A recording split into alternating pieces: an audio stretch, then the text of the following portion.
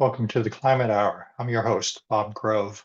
Today, we're going to talk about how electric vehicles make practical sense under multiple scenarios.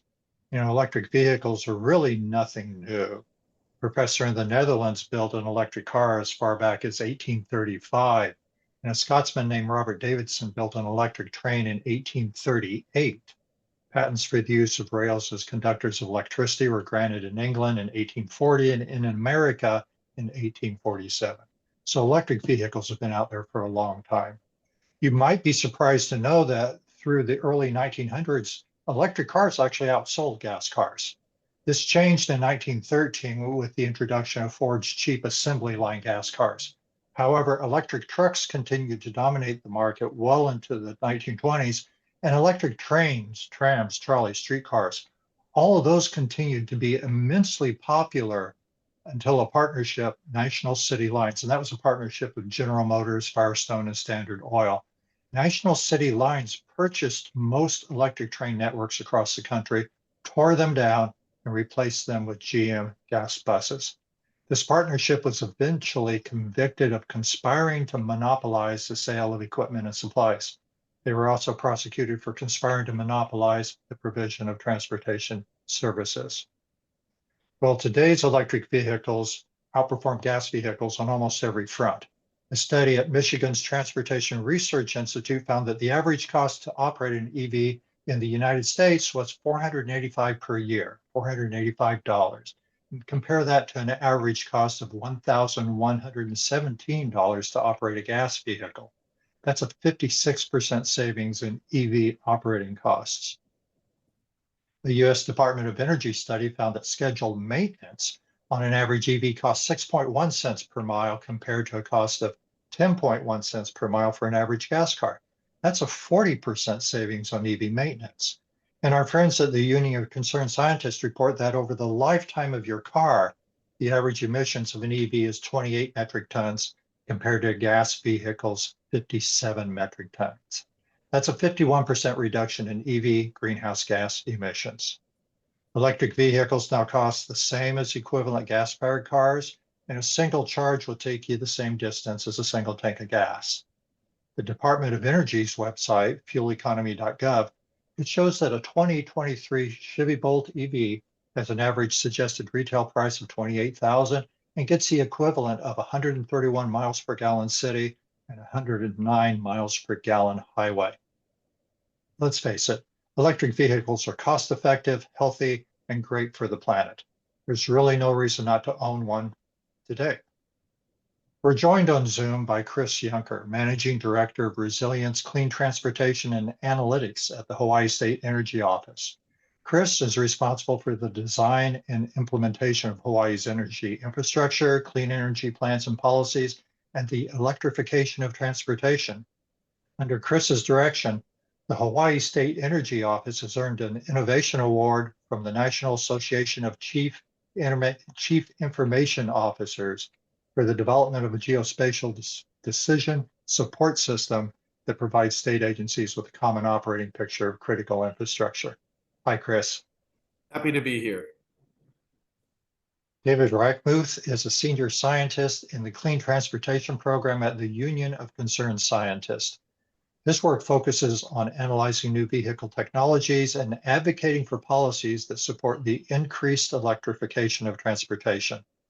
He's testified at hearings before the U.S. House of Representatives, the California State Legislature, and the California Air Resources Board. Dr. Reichmuth holds a Bachelor of Science degree in Chemical and Biochemical Engineering from the University of California, Davis, and a Master's of Science and PhD degrees in Chemical Engineering from the University of California, Berkeley. Hi, David. Hi, thanks for having me here. Jamie Green is the Managing Consultant at Plug-in KC. He previously served as the Director of Government Relations for the Greater Kansas City Chamber of Commerce, where he created the Chamber's Climate Protection Program. He holds a Bachelor of Journalism degree from the University of Nebraska and a Master of Public Administration degree from Arizona State University. Jamie is the owner of Greenhouse Consulting. Hi, Jamie. Hi, Bob. Thanks for having me. And Kathy Harris. Kathy is the Director of Clean Vehicles at the Natural Resources Defense Council. She leads NRDC's work on clean vehicle policies and programs that accelerate the transition to zero-emission passenger cars and trucks. Prior to joining NRDC, she worked for the state of Delaware as a planner, addressing a variety of statewide and regional policies and programs to mitigate greenhouse gases in the transportation sector. She holds a bachelor's degree in environmental science and a master's degree in marine policy from the University of Delaware. Hi, Kathy.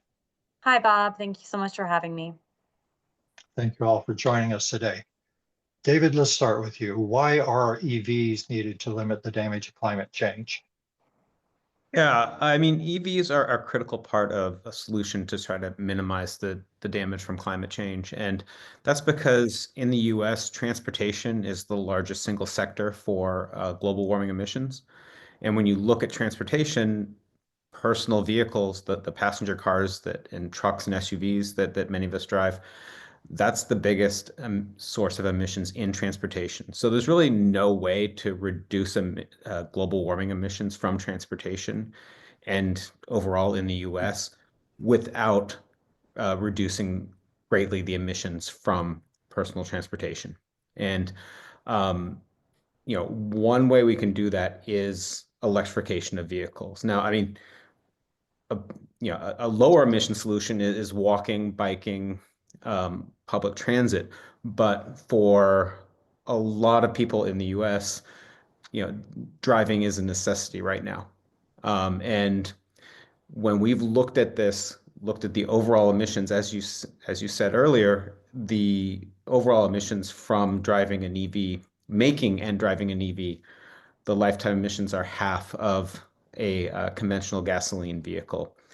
And that's looking at today's data. I mean, I think the important thing here is to also look at as we clean up the grid, then those electric vehicles, both new electric vehicles and used electric vehicles, will get cleaner over time. So they put us on a pathway to getting to close to zero emissions for global warming emissions as we can. Yeah, that active transportation, I mean, walking, biking, that's an important element. But obviously, there are times when we need to drive, and EVs seem to be a good solution. Kathy, are EVs a win for more than just climate? I mean, are there other economic health issues? Yeah, in addition to all of the points that Dave just made, we always say EVs are a quadruple win. They're great for the climate, as Dave just outlined, but they're also a win for drivers' wallets, a win for air quality, and a win for health as well. So, Dave mentioned that the climate benefits are really significant, but we see that the cost of owning and operating an electric vehicle today is significantly cheaper than owning and operating a gasoline counterpart vehicle. And that's in part because there are less moving parts of EVs. So that means that you don't have to go to your mechanic as often. And also there's no oil changes in electric vehicles. And I know that is something that I am always happy to not have to go to do as often as I was previously with a gasoline vehicle. And the price of electricity is just significantly cheaper and more stable than the price of gasoline. So when you transition to an electric vehicle, you're not at the whims of the fluctuations of the larger oil market across the globe, but instead we have regulatory processes that really make sure that electricity prices can be predictable and remain stable across the different times of day that you might be charging and across the whole entire year. And then, just building off of what Dave said, in addition to the climate benefits, there are reductions of other pollutants as well, such as nitrogen oxides and particulate matter and things that really make our air hard to breathe. So as we transition and clean up the air from zero emission vehicles, it also helps to reduce significant impacts that we see from the current transportation sector and all of the spewing of those health harming pollutants from gasoline and diesel vehicles on our roads. So really a quadruple win, that win for climate, the win for drivers' wallets, air quality, and for health as well. I'm always so impressed by that maintenance. I mean, you mentioned no moving parts, no oil changes, and no muffler, no pistons. I mean, just really a much simpler, not simpler technologically, but certainly simpler in terms of moving parts. I mean, Yes. what maintenance is what? Wipers and tires? I mean, it's Exactly. a big change if you're used to taking your car into the shop every few weeks. Yeah. Chris, what's the Oh, I'm so sorry. Go ahead.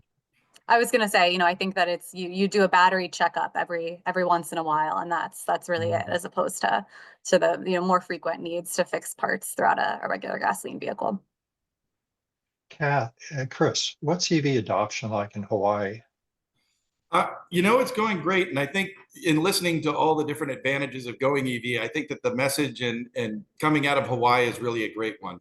Because Hawaii is right now top 3 in kind of penetration overall, as well as in market sales. We're at like roughly 15% market sales. I think that's in the top 10. But the thing that's really unique about Hawaii is that we're not a Section 177 state. So there's no regulatory drivers. This is largely consumer driven. And I think that that's one of the neat things. Hawaii is a good place to be because there's limited range, there's good weather. And so it's easy to adopt EVs right now. But what that kind of tells you is that if consumers, as the technology advances, the costs come down, regardless of all these other benefits, EVs are just a better technology. Consumers appreciate, that experience of lower maintenance, not going to the gas station all the time, and the overall performance.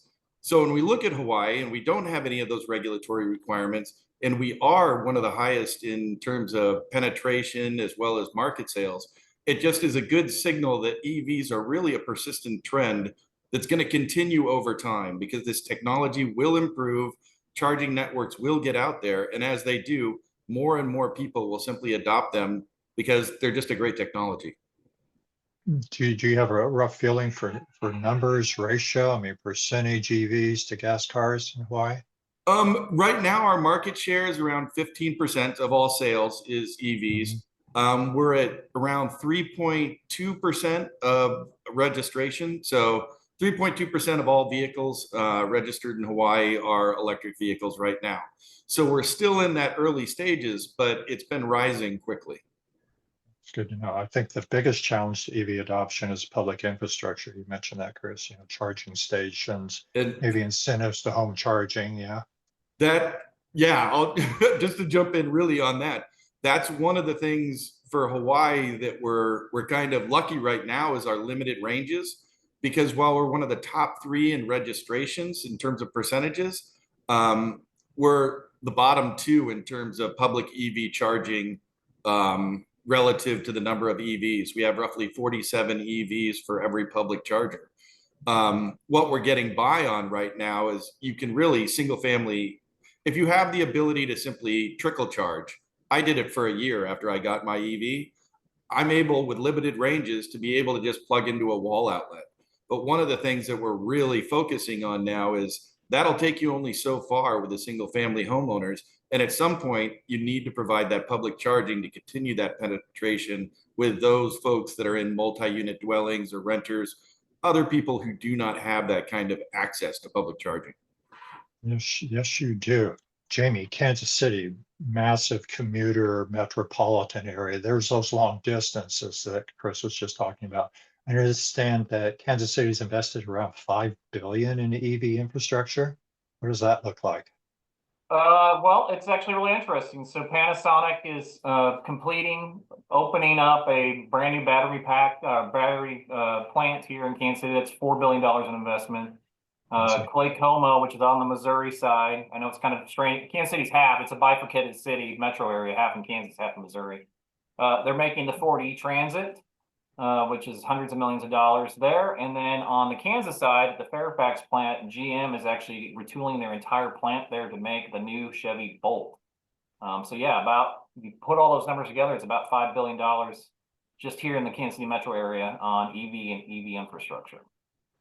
What about public charging stations and such? I've seen, it's like 1,000 public charging stations in Kansas City. Is that enough? In the short term, yes, but not in the long term. We're going to have to build more. We were very fortunate. Our local electricity provider, Evergy, saw the writing on the wall and installed over 1,000 charging stations probably about 10 years ago. And I can tell you, Bob, when it first came out, I did not see that many people, but in the last year or two, I've seen a lot more people, and that actually, that number bears out with Evergy will tell you that it's gone up significantly, even in the last year, even in the last quarter. So we're seeing a little bit of a paradigm shift in Kansas City, which is exciting. David, what's your sense on public infrastructure? Well, I'm talking to you today from Oakland, California, and California has been a leader in both EV sales and EV infrastructure, and so we have a lot of public infrastructure and a lot that's coming in. I mean, one thing about the public infrastructure is that I think, as Chris mentioned, that a lot of people already have the infrastructure at home to charge a vehicle, whether it's just plugging into a wall or installing a charger. And I think that the public chargers are very important to make sure that people that can't charge at home have a place to charge so they can use an electric vehicle, or so people can take longer trips. That's all important, but the majority of the charging will happen at home, and I think that it is partially about making sure that we build out that infrastructure, but also making sure that we have to. It is a shift in thinking in terms of how you use an EV. Is that if you're taking a longer trip, it's going to require a little bit more planning and thinking about how that you're going to do that trip that you don't do with a gasoline vehicle necessarily. But on the other hand, your day-to-day charging, your day-to-day refueling is absolutely simple. You pull into your driveway or garage and you plug in, and at maybe when you get home at night, and then when in the morning you have a full tank. So part of it is also just sort of getting people used to that sort of that trade-off that is a net benefit, where you don't have to worry about going to a gasoline station most days. And on occasions, if you're taking a longer trip to a place you haven't been before, you're going to do a little bit of research, but that's going to be a net benefit in the long run for drivers. I think part of the adoption issue, of course, is that long distance. Americans love to travel in their cars. I mean, cross country, whatever. So we are looking at journeys of 1,000, 1,500 miles. I know that we're seeing ranges, newer EVs are looking at what, 300-mile ranges on average. So I mean, we're to the point where commuting in Hawaii, you could drive back and forth across Big Island several times with that. But even in Kansas City, the amount of commuting you could do 300 miles per charge is massive. So I think these trickle charges is certainly true. It's just the longer travel across country that becomes the challenge. Kathy, do you have any sort of feel for what the charging infrastructure looks like nationwide? Yeah, the charging infrastructure nationwide is, continuing to expand and to grow out. As Chris said, the majority of charging happens at home. And in addition to being able to just utilize a standard wall outlet to charge your vehicle, more and more vehicles are also coming with what we call level 2 charging stations, which uses the same plug as your washer and dryer and helps to speed up that process so you can fully charge your electric vehicle within, 4 to 8 hours. So to Dave's point of being, plugging in before you go to sleep and, having a full battery by the time you're ready to go in the morning. But yeah, we're continuing to see these investments across the country. There's significant investments occurring from the federal government that are helping to expand out charging infrastructures, as well as utilities providing support to make sure that there is infrastructure ready behind the meter. So the things that we don't see necessarily as a customer, but to help to facilitate the build out and the growth of this needed, the charging infrastructure at the local level. And then as we look at kind of the larger, broader network across the whole country. And how does U.S. infrastructure compare to global EV infrastructure? Kathy? I think every individual country obviously is going to be different. The United States is quite a large country in terms of the land mass space. So, it's hard to, do an apples to apples comparison, I would say, in terms of infrastructure. But I think, I've been working in the EV space now for over 10 years. And I think the drastic increase in infrastructure that we've continued to see over those 10 years is a really positive trajectory. And again, we continue to see more investments and more charging stations coming online. So I'm looking forward to see, over the next even 5 years, how much we'll continue to increase that here in the United States. Chris, what are Hawaii's EV policy drivers? And that gets a little bit, thinking about that in terms of our policy drivers. Our policy drivers are really, we have a 100% decarbonized economy, a goal by 2045. And so to do that, you need to be, essentially decarbonize all of transportation. We also, as most people know, have the 100% renewable portfolio standard. But in terms of the drivers, like I said, we're not a Section 177 state, so we don't have any regulatory push in the ground transportation area to really, get that push towards EVs, yet we're seeing that adoption anyway. And so, some of the other little policy drivers is really just leading by example. We have a state fleet mandate that essentially any fleet or anybody purchasing or acquiring an EV for state fleets, it needs to be a zero emission vehicle, or they need to get an exemption from the comptroller. The Hawaii State Energy Office actually processes all of those exemption requests and provides the recommendation to the comptroller. We also have really leadership in the transit areas by the counties, and have even higher percentage penetration of ZEVs in the public transit than we do in our light duty passenger vehicles statewide. So it's a little bit around those type of things that we can show that the state's committed. But then overall, that policy driver is just that decarbonized economy. And really, I would get back to just hitting on the point that I think everyone would agree is that in public charging, it's utterly critical, and on the continent in particular for connectivity. But in order for us to achieve those policy goals, we need public charging simply because we need everyone to participate. And right now we're capturing all the, people who can charge at home. But at some point we have a high percentage of people in multi-unit dwellings, and you simply cannot capture all of those people without that type of public charging. So we see a lot of emphasis here in working groups that are statutorily put in place. And the Hawaii State Energy Office and our Hawaii Department of Transportation co-chair a ground transportation working group really focused on ensuring that the public charging increases at a pace that is necessary to support that adoption. But it's difficult. As I said, we're 47 EVs per public charger, so we've got a lot to do. Chris, tell us about the Navahini settlement and how that's driving EV policy. That was a very interesting settlement and it turned out to be unbelievably timely too. One is public awareness around ground transportation. And I can't remember, I think it was David who was talking about, you're not going to tackle the climate issue or your GHG goals, your renewable goals without getting at ground transportation. And the Navahini settlement really kind of came in and highlighted that. I think one of the things that really for me was great about this was that as part of that settlement, the Hawaii Department of Transportation committed to investing $40 million in public charging infrastructure by 2030. It's particularly critical for Hawaii in this instance, in that at the federal level, we're seeing some, a little bit of hesitation and stagnation to really persist with kind of the EV charging investment that we had seen in the past.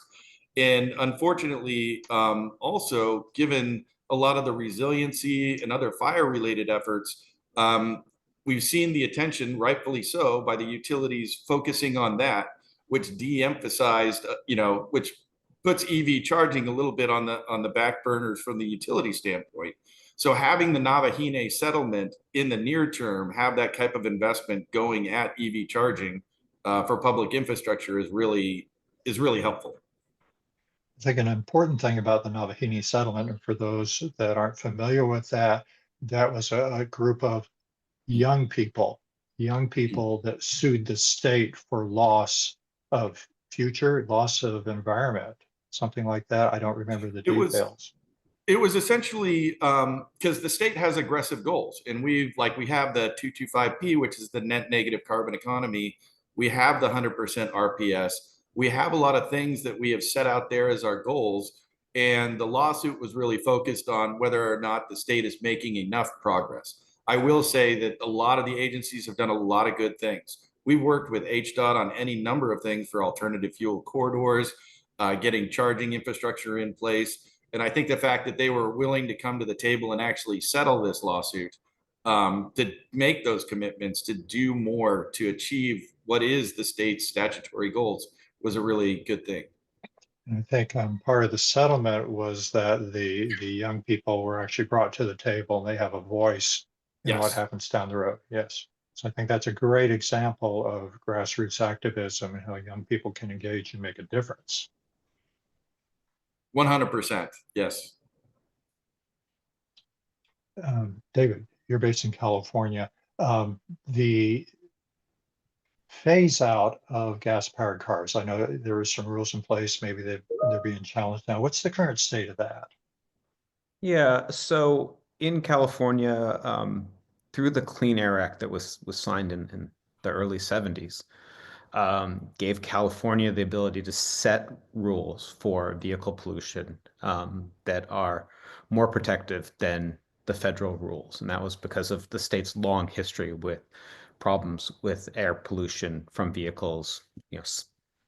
Everyone, thinks about the smog in LA.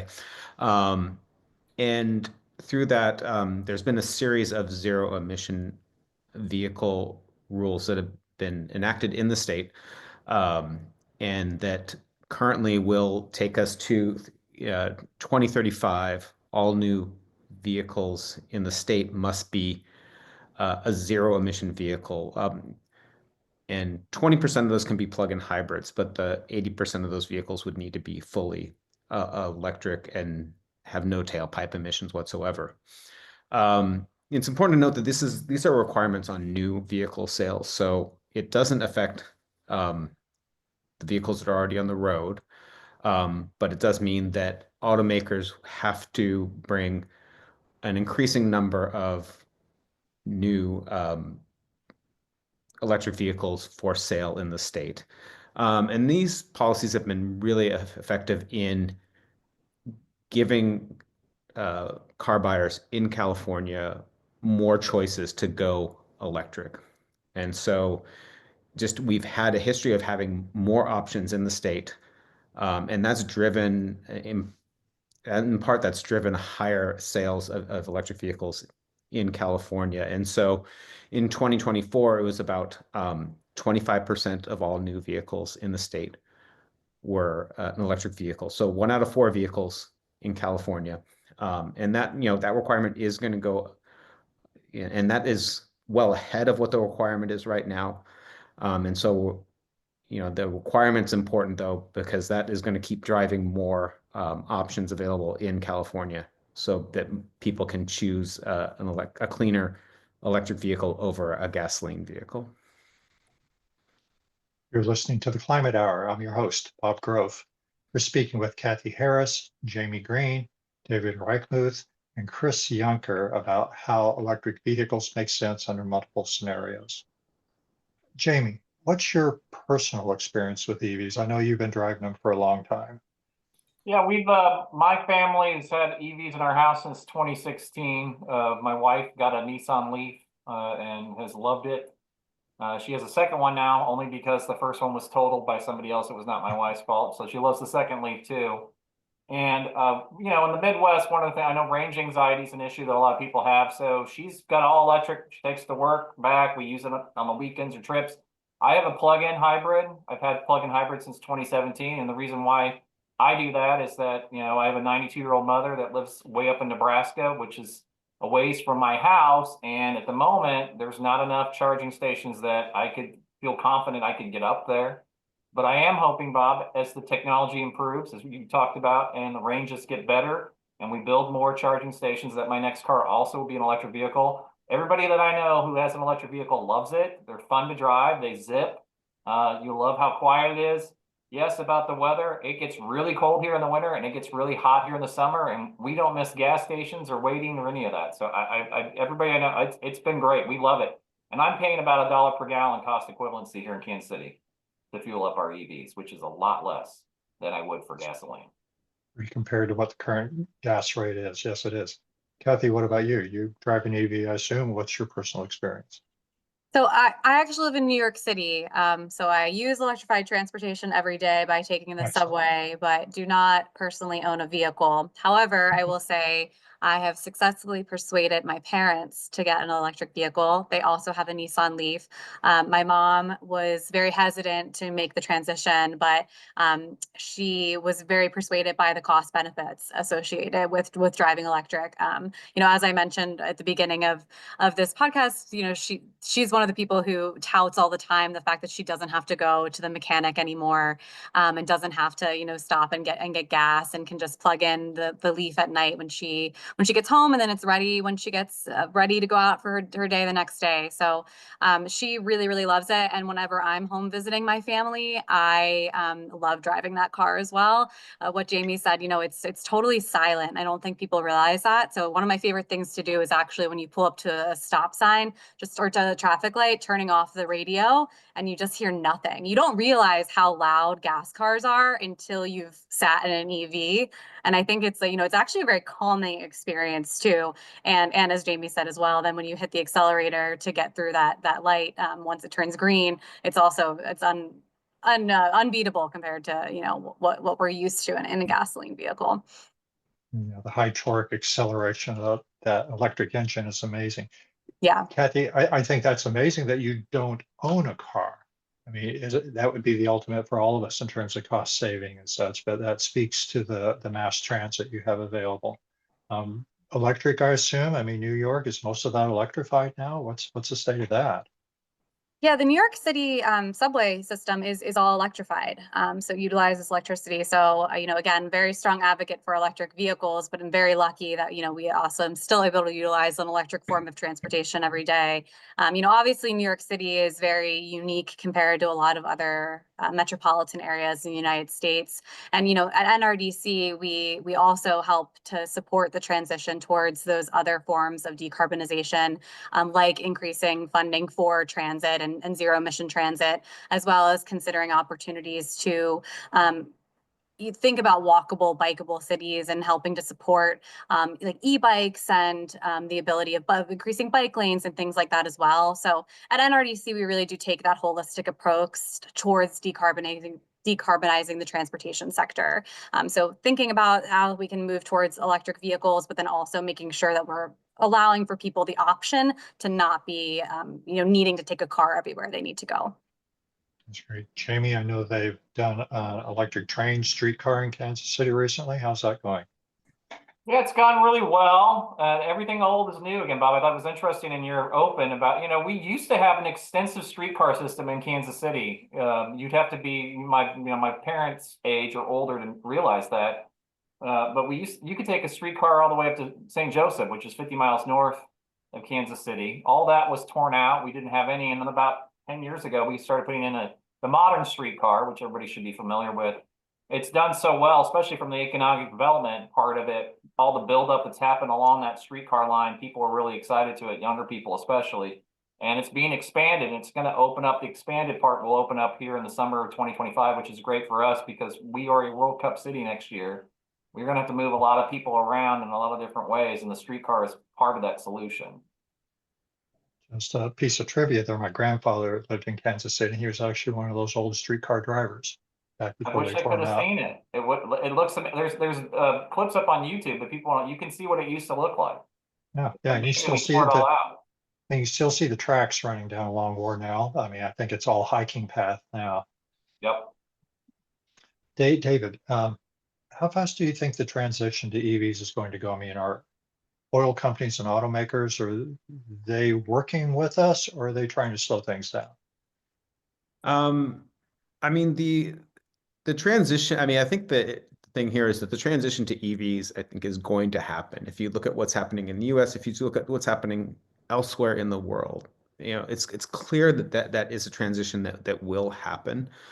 especially given all the benefits of EVs that we've talked about, and also the need to move because of climate change. But there's a lot of the oil companies, a lot of the traditional automakers, do have an interest in trying to slow down that transition. So it's not a question of like, will the transition happen, but sort of how fast can that transition happen? And we definitely have people, some of the auto companies, moving ahead quickly, and some of the auto companies sort of holding back and trying to delay this transition, especially in the US, where they feel that they can delay that transition and try to sell as many large, inefficient gasoline vehicles as they can for as long as they can. And so, that's why it's important that we, right now we don't, we know that we're not going to have federal leadership on EVs right now, but it's important why we need to have strong state-based leadership, including regulations in the states that can adopt them. And then for both state, local utilities can all do incentives and other programs to try to get these to increase the speed of this transition. But we definitely are seeing sort of in where I'm in California, we have several, some of the automakers that are moving ahead quickly. In general, we have the German, the Korean, and the US automakers moving ahead pretty quickly. In California in 2024, 30% of Hyundai sales were electric.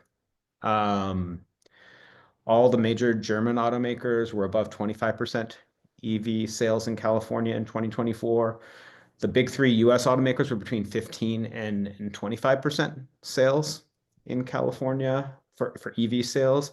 And then you saw the Japanese automakers lagging behind significantly, all below 10% sales and really not offering very many options. So we're seeing at least some of the companies, try to pull back on that transition, and others sort of moving ahead quickly. So it's an uneven landscape in terms of where the auto manufacturers are doing. Yeah. Jamie mentioned that they're retooling the Fairfax plant to do Chevy Bolts. I guess that'd be 2026 Chevy Bolts. I mean, we're seeing them investing, so that's happening. Yeah, there are definitely companies that are moving ahead and investing in and bringing product to market, which is the important thing, is that they can be, simply buyers can't go electric if there's nothing for them to buy. And that is the key part of some of the regulations that have happened in California and some of the other clean car states, is making sure that those options exist. Right now, you can't, if you want you can't go to a Honda dealer and say, I want an electric Civic. They just, if you go in there and say you want an electric Civic, they'll try to get you into a gasoline Civic. And so having those options available is super important. And so it's having models that are different types of vehicles, because some people want a car, some people need a minivan. Having those different sizes at different price points. Some people are looking for a luxury car. Some people are looking for the cheapest option that gets them from point A to point B. And so making sure there's an option for everyone to go electric is super important. Kathy, you mentioned that the auto industry has already invested billions of dollars in their transition. Do you think that's enough to drive this forward? I think it's a really wonderful, important step towards that, this transition. As Dave said, this transition to zero emission vehicles is happening across the globe. And I really see this as a critical moment for the United States of, do we fight for leadership in this transition, or do we cede it and fall behind on the larger global stage? And, I think that some of the standards that Dave was mentioning are really a key support towards that leadership by making sure that we have kind of a planned phase of approach as we're thinking about how do we get to, clean up our transportation system and move towards these zero emission vehicles. And these investments that the auto manufacturers have been making here in the States, these billions of dollars, there's also a need to make sure that there's that strong demand. So the combination of, both these standards, but also these incentives that we've been seeing over the past couple of years are really that kind of critical, perfect combination to make sure that it helps us maintain leadership in this larger space and that we don't, cede that leadership to other countries across the globe. We're talking a lot about individual car ownership, which is big, but I think fleet ownership is also an issue. Companies, Chris, I think you touched on Hawaii incentives to encourage fleet owners to buy electric. Tell us more about that. Well, yes, as I mentioned, we do have a law that's passed around state fleets, and we are transitioning all of our light duty fleet right now.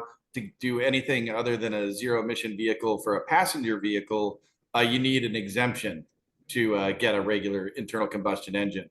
By 2030, that requirement extends over to trucks and SUVs as well. But even really beyond that, we're looking at other ways to encourage the medium and heavy duty fleets to turn over to zero emission vehicles. We actually administer the Volkswagen settlement agreement, which was funding from the diesel emissions, that scandal back in the day. But one of the things that we've done is really, once again, collaborating with other state agencies to really kind of push in that medium and heavy duty area. We have a partnership with the Hawaii Department of Transportation, as well as the counties of Hawaii, Kauai, and Maui, utilizing a number of different sources of funds: FTA formula, FTA competitive, Volkswagen settlement funds to get another 12 transit buses for 4 for each of those islands. And then we've also worked with our Department of Health because there's the DARA program, the Diesel Emission Reduction Act out of the EPA, that really focuses on offsetting emissions, diesel emissions. But what we did was set up a rebate program for medium and heavy duty zero emission vehicles. And really, it's been really successful. It's been great to see it. There's around $1 million a year. We match the EPA DARA funds with Volkswagen funds and then get an extra 50 cents on the dollar to really get a decent sized pot. But we were able to set that up and get enough traction that we were able to go in and get another $4.5 million to supplement that. But we've been able to really, kind of act as the catalyst. We have tour buses, school buses, forklifts, tractors, shuttle buses that we're all funding through this program. And I think it's, as everybody else has said, once you're exposed to these zero emission vehicles, it's a hard trend. I mean, people enjoy the ride of that. People like riding in a tour bus, riding in a transit bus that's electric. And the more they get exposed to that, the more they want that. Just like the more people are exposed to a zero emission vehicle, passenger vehicle, the more likely they are to get the next one. And the more likely their friends are to adopt. Jamie, you created that clean energy policy for the Chamber of Commerce.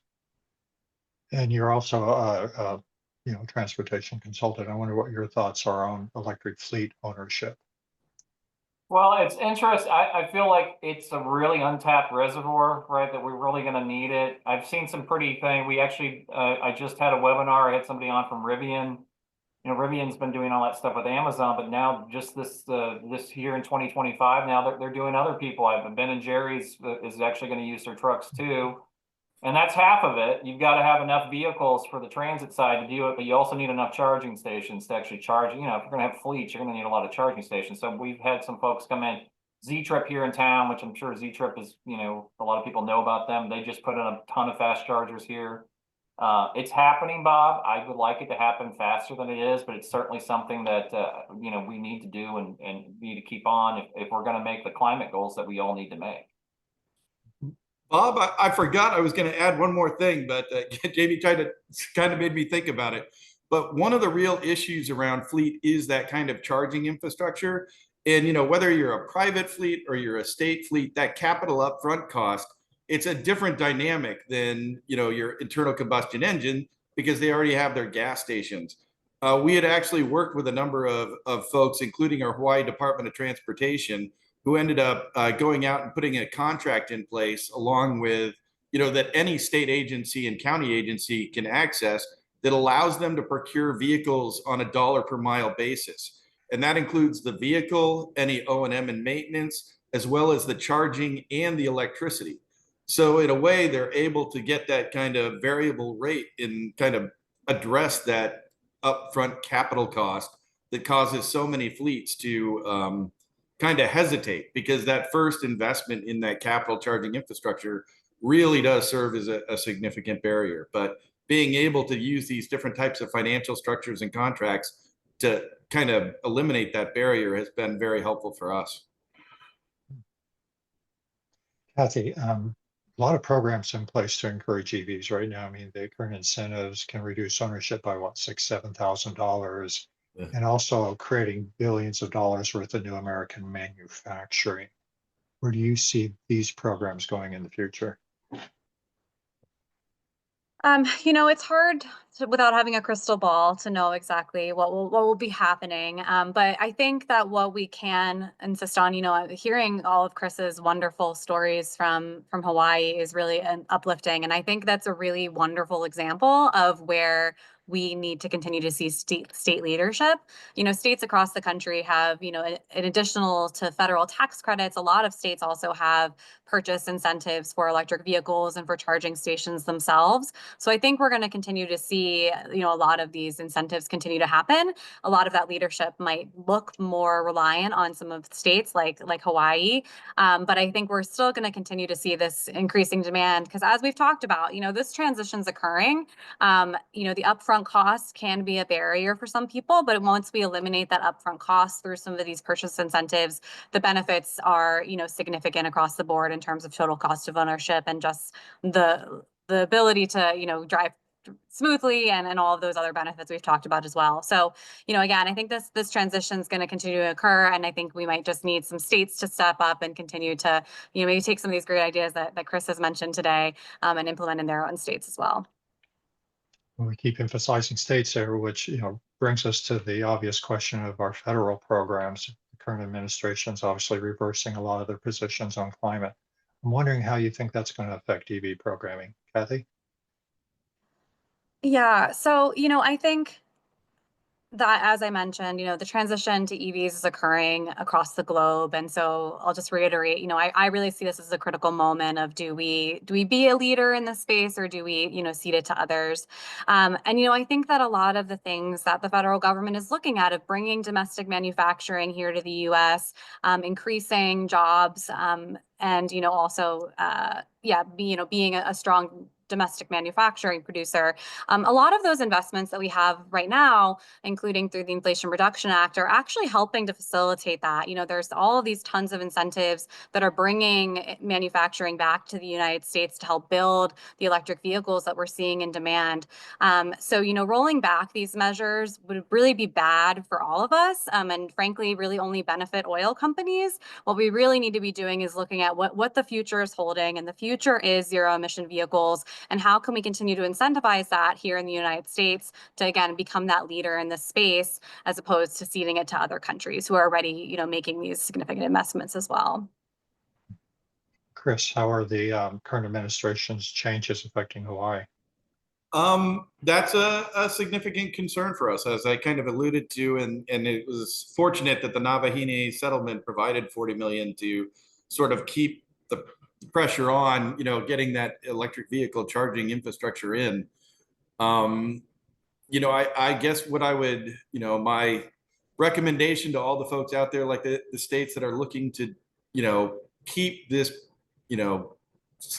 keep the momentum moving forward, is really on a very simplistic level. For EV charging infrastructure, there's one side, which is planning, and identifying the projects, and the other side is getting funding.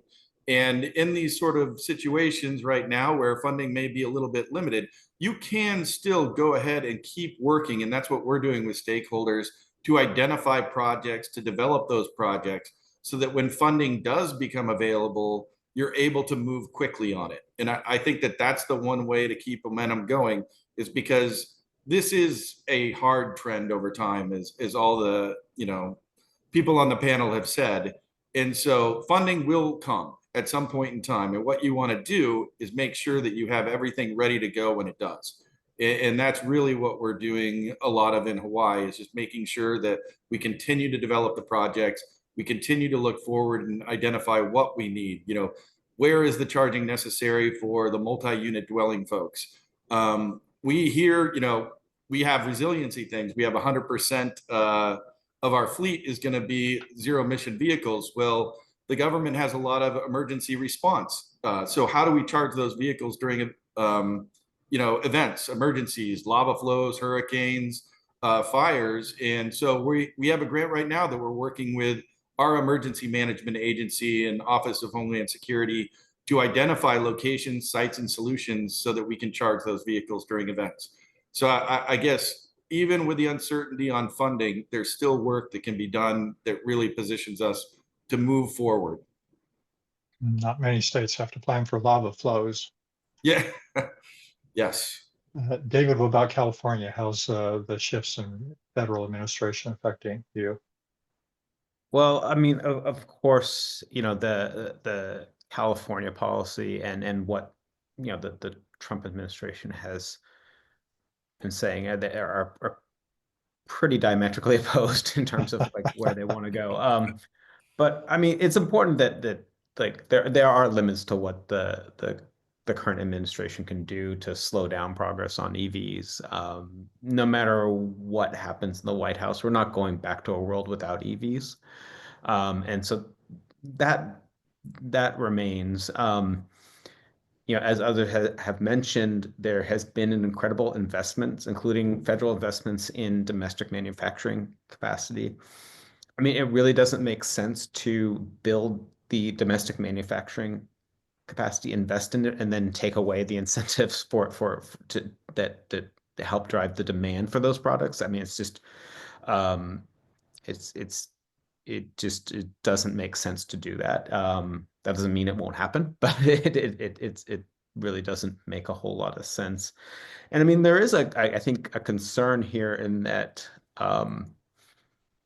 with the rest of the world moving to EVs, both in manufacturing and buying EVs, is that having the US be behind the rest of the world, you can do that for a short period of time, and there's different protection measures you can take to try to like insulate the US market from the rest of the world. But eventually that'll break down.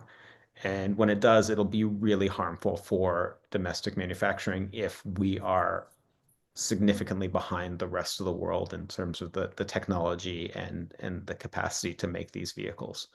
So I mean, I think that's one of my concerns, is that what is this going to do long term to the competitiveness of especially the domestic automotive industry. They might reap some short-term profits selling more gasoline vehicles, but not be on a path for long-term success. But as others have said, there's a lot that can happen at the state level. There's a lot that can happen at the local level to make sure that at least locally and at the state level we go as quickly as we can. Jamie, has Fed policy changes affected Kansas City? Well, obviously we're very concerned, and I heard a really interesting stat just last week that China made more electric vehicles in 2024 than American car companies made cars, period. China is already at 76% of the EV market worldwide. If we're going to compete, whether it's Ford or GM or whoever, they sell a lot of cars outside of the United States. They have to be able to compete with those companies internationally.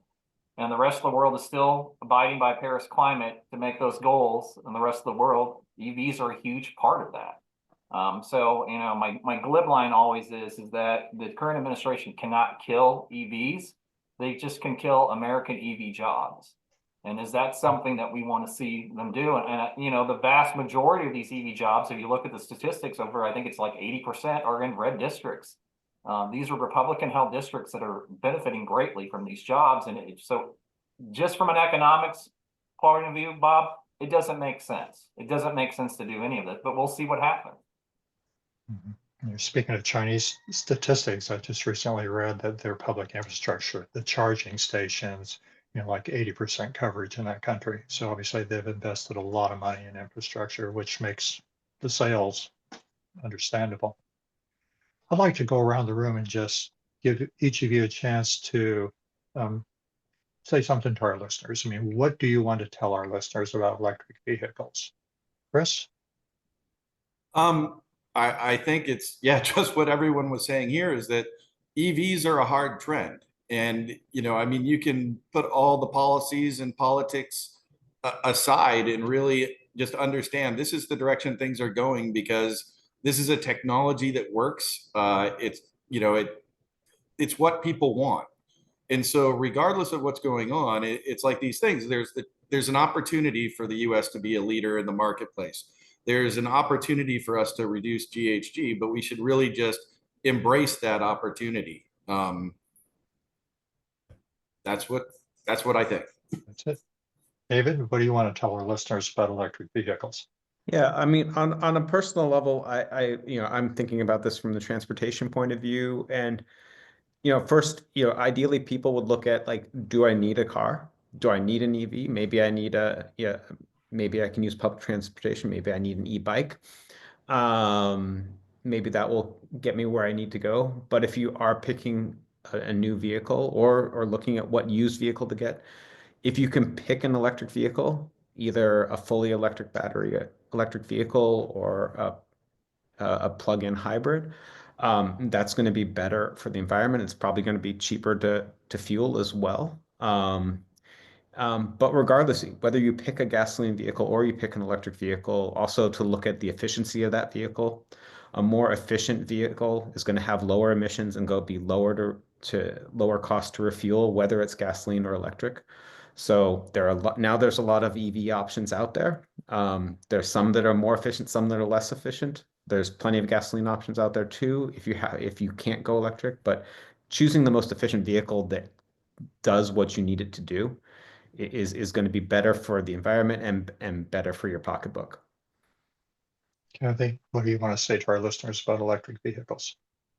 Yeah, echoing what Chris and David said as well. But I think what I would recommend as a tangible action is to go to a dealership and test drive an electric vehicle. I think that we're seeing a lot of misinformation around EVs and, what they do, what they don't do, what's available, what's not available. And I think that once people, see and kick the tires of an actual electric vehicle and get in that driver's seat, a lot of those misconceptions are realized as just misconceptions. So I'd really encourage, if you have additional questions about what an EV is, your dealership is a great place to start. There's tons of models available. I think I saw recently last year over 100 different model types of electric vehicles were sold in the United States. So if you're looking for a minivan, you can find that. If you're looking for a small vehicle, there's that, a larger SUV, even electric trucks as well, as we've seen too. So, really encourage folks to actually go and kick those tires of EVs and, see for themselves all the benefits that they can reap. And here at NRDC, we post a lot of different blogs and articles about those benefits and, helping to debunk some of the misconceptions that might be out there. So I'd also encourage folks to check out our website, which is just nrdc.org, to find out any additional information that they might be looking for as well. Jamie, what do you want to tell our listeners? They're fun, man. It's a superior product. It's like, do you want to keep using your DVR or do you want to go back to your VHS or beta tape from 30 years ago? It's just better. We are moving forward. It's better. I love cars. Kansas City, we are a very car-centric thing because we are spread out. I get it. But everybody I know, you drive an EV, you'll never go back. It's fun. It's a lot less money. You feel better about driving it. There's really no downside to it. So like Kathy said, go drive one. And if you hate it, don't buy it. But I have a really strong inclination. You're really going to like it. So Jamie, where can our listeners go to learn more about your work? Our website is pluginkc.org. We have a really cool tool on there where you can look at vehicles. You want one with the tax credit, you want one as a plug-in hybrid, you want to check by range, you want to check by price. You can do all of that, but even before you go to the dealer. We have lots of fun information up there and certainly check it out. Nice. David, where can our listeners go to learn more about your work? Yeah, to learn more about my work at the Union of Concerned Scientists, we're at ucs.org. Thank you. And Chris, where do you want to send people? The Hawaii State Energy Office website. And what is that? You put me on the spot. I am supposed to have this. Don't worry about it. We'll put it on the website when we post this. Thank you. Thank you. Thank all of you. And thank you to our listeners. We welcome your questions and feedback. You can learn more about the Climate Hour at climatehour.net. That's climatehour.net. This is the Climate Hour. I'm your host, Bob Grove.